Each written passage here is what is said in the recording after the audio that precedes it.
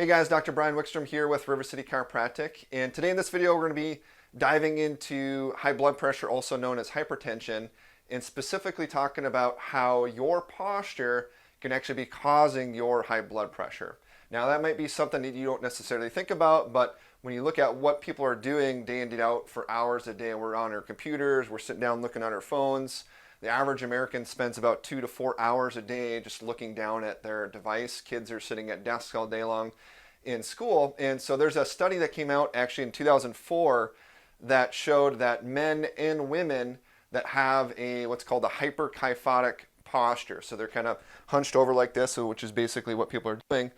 If they have that hunched over posture, that increases their mortality rates, but it also was shown that it increases plaquing or atherosclerosis in their arteries. So having poor posture actually hardens the arteries, and so guess what your body needs to do to get oxygen and nutrients out your body?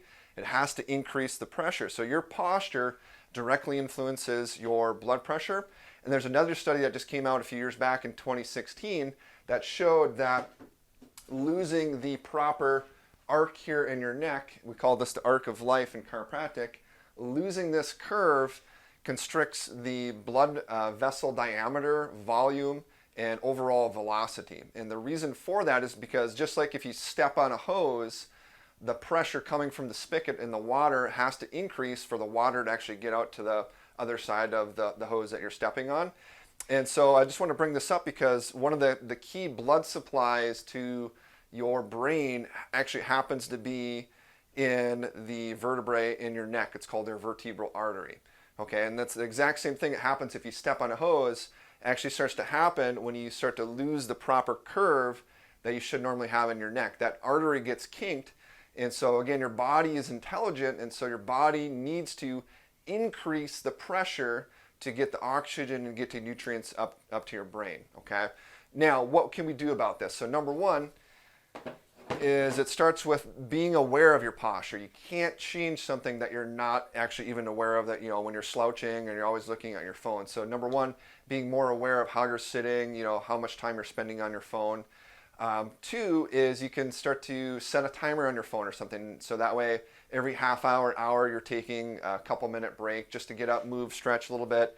And that's going to be really helpful and to mitigate the detrimental effects of just having prolonged posture and, you know, sitting in that bad position.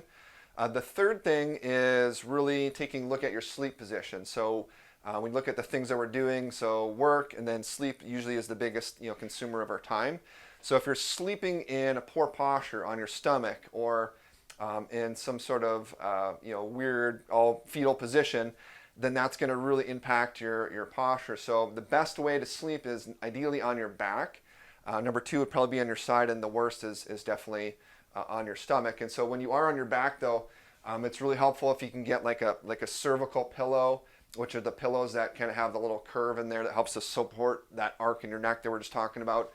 We give our patients here in our office one of these little cervical rolls, and that just basically goes underneath your neck and they just lay on that. Our patients really love this. It helps to support that natural arc in the neck and make sure that you maintain good posture. And then the fourth thing is seeing a chiropractor. So your posture, and if your spine's been locked up and out of alignment for quite a while, it only takes about 2 weeks for you to start to have permanent degenerative damage with your spine. And so even if you start to get aware of it and try to, you know, consciously change your posture, if the joints and everything are just locked up and stuck, they're not going to be able to get back to where they actually need to be. And so that's where regular chiropractic care, especially one that does corrective care, giving you exercises to be working at home as well, is going to be very helpful in helping to improve your posture. So those are our tips from this video. So hopefully you found this helpful, and we'll see you in the next video.